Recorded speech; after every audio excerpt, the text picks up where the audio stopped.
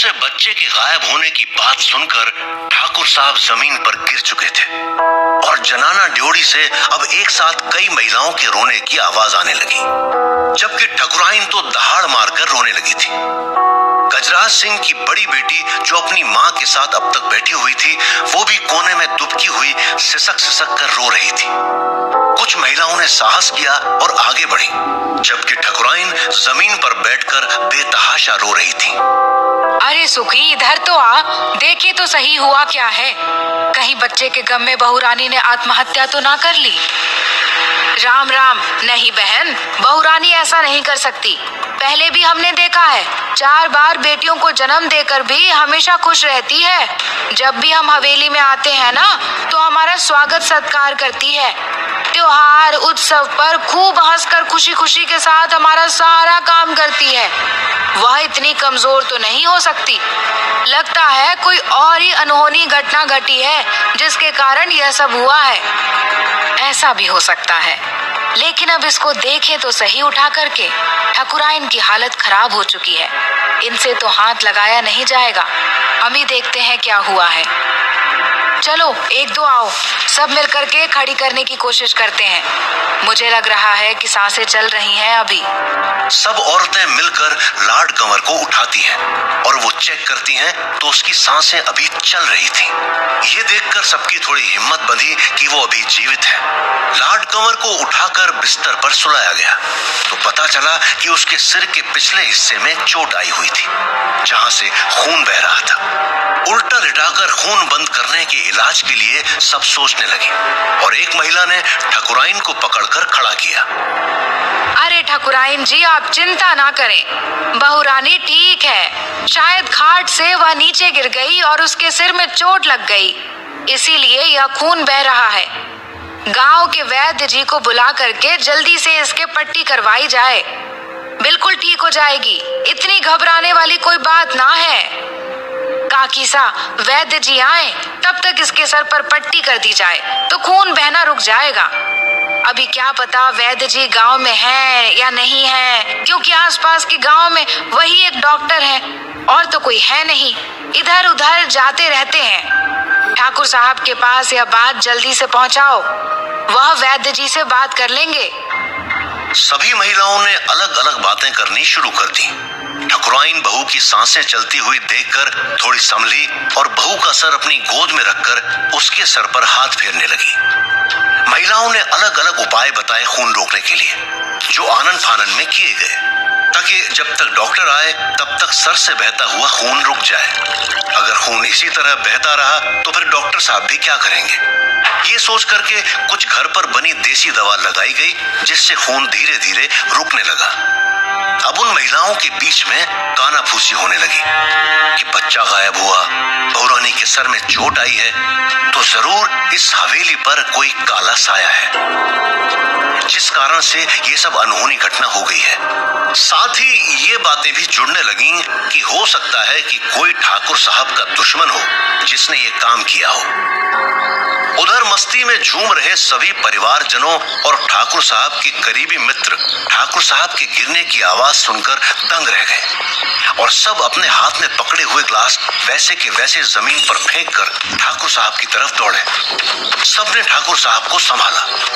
2-4 लोगों ने पकड़कर ठाकुर साहब को कुर्सी पर बिठाया और पानी के छींटे उनके मुंह पर मारे। हड़बड़ाकर ठाकुर साहब ने आंखें खोली। उनकी आंखों से आंसू बह रहे थे।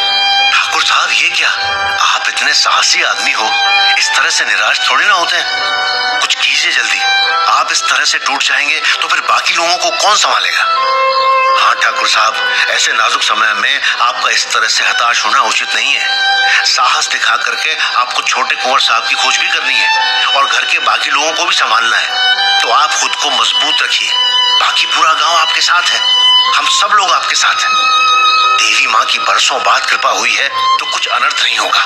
ईश्वर पर विश्वास रखिए और खुद को मजबूती से खड़ा रखिए। हाँ बड़े पापा, काकू सा ठीक कह रहे हैं। आप अंदर जाके माँ सा को संभालिए, शायद इस सदमे से वो भी टूट ना जाए, क्योंकि वो आपसे ज्यादा भावुक है। मैं आदमियों को भेजता हूँ और खुद भी जाता हूँ। पूरे गांव की नाकाबंदी कर देता हूँ अभी। साथ में पुलिस को भी फोन कर दूंगा। आप इत्मीनान रखिए और खुद को संभालिए। इस तरह से हताश मत होइए। ठाकुर साहब आंखें तरेर कर सभी लोगों को देख रहे थे, लेकिन उनके मुंह से कोई शब्द नहीं निकल रहा था। उनका मुंह अभी तक खुला था और हाथ पांव बिल्कुल शिथिल पड़े हुए थे। उन्होंने इशारा किया तो एक ने उनको पानी पिलाया। पानी पीने के बाद ठाकुर साहब कुछ संभले तो उन्होंने अपने भतीजे से कहा, बेटा आप जाओ, जल्दी पुलिस थाने में खबर करो और अपने सारे आदमियों को लेकर के पूरे गांव के चारों तरफ नाकाबंदी करो और ये काम जल्दी से जल्दी करो। जी पापा, आप बिल्कुल चिंता मत कीजिए, मैं अभी जाता हूँ और कंवर साहब कहीं नहीं जाएंगे, उनको वापस लेकर ही आऊंगा। आप बिल्कुल फिक्र मत करना। ठाकुर साहब ने अपने भतीजे विजेंद्र को उस अनजान चोर के पीछे पुलिस और अपने आदमी भेजने का आदेश दिया और भतीजा तुरंत भौएं तान कर निकल गया। दुर्गा अभी भी वैसी की वैसी खड़ी थी, जैसे उसके शरीर का सारा रक्त जम गया हो। तभी अंदर से एक औरत आई, लंबा सा घूंघट निकाले हुए। आकर के उसने दुर्गा के कान में कुछ कहा। ठाकुर साहब और बाकी लोग उस महिला की तरफ देखने लगे। रिवाज के अनुसार वो महिला इतने लोगों के सामने बोल नहीं सकती थी, इसलिए ठाकुर साहब इंतजार कर रहे थे कि दुर्गा और कौन सा संदेश सुनाएगी। ठाकुर साहब, अंदर बहुरानी को चोट आई है। शायद बच्चे के गम में वह गिर चुकी हैं, इसीलिए आप डॉक्टर को बुलाइए। डॉक्टर साहब के पास तो मोबाइल है और आपके पास भी है, तो उनको आप तुरंत फोन करके बुला लीजिए। उनके सर से खून बह रहा है, ऐसा अंदर से माजी शाह ने कहा है। ठाकुर साहब अभी एक दुखद घटना से उभरे नहीं थे कि दूसरी दुखद घटना आ गई और ये सुनकर के सभी लोग अचरज में पड़ गए कि अचानक से ये क्या हुआ। बरसों के बाद इस घर में आई खुशियां पल भर में ही क्यों चली गईं? ठाकुर साहब ने अपना मोबाइल निकाला और तुरंत डॉक्टर साहब को कॉल किया। डॉक्टर साहब, मैं ठाकुर भवानी सिंह बोल रहा हूँ, आप जल्दी से हवेली आ जाइए, बहुरानी को कुछ प्रॉब्लम हुई है। जी ठाकुर साहब, आप चिंता मत कीजिए, मैं अब भी आया। उधर ठाकुर साहब के भतीजे विजेंद्र सिंह ने अपने 50 लठैतों को गांव के हर रास्ते पर नाकाबंदी के लिए भेज दिया। गांव के चारों तरफ हाथों में लंबे लंबे लठ लेकर ठाकुर साहब के आदमी इधर उधर छानबीन कर रहे थे। सूचना आग की तरह गांव में फैल चुकी थी, क्योंकि रात का टाइम था और इस टाइम लगभग गांव के लोग खाना खाने के बाद चहलकदमी करने गांव की गलियों में निकलते हैं। बहुत से लोग चौपाल पर बैठकर आपस में विचार विमर्श चर्चा भी करते हैं।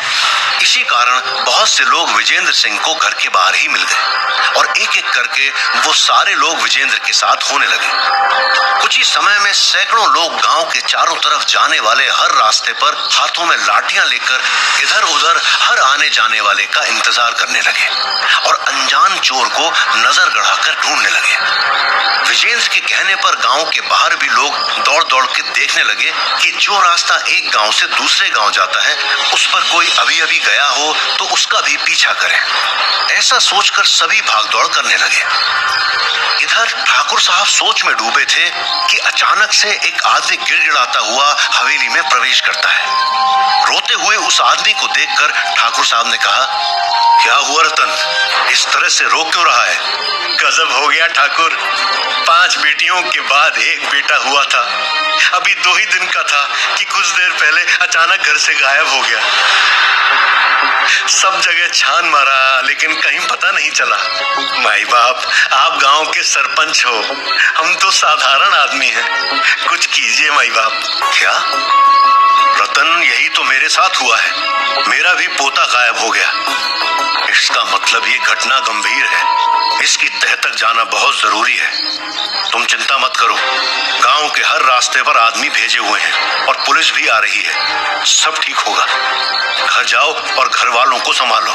जी ठाकुर साहब, आप जल्दी कुछ कीजिएगा। रतन निकल जाता है, लेकिन इस तरह से एक साथ 2 बच्चों के गायब होने की खबर ने ठाकुर और बाकी सबको सोचने पर मजबूर कर दिया।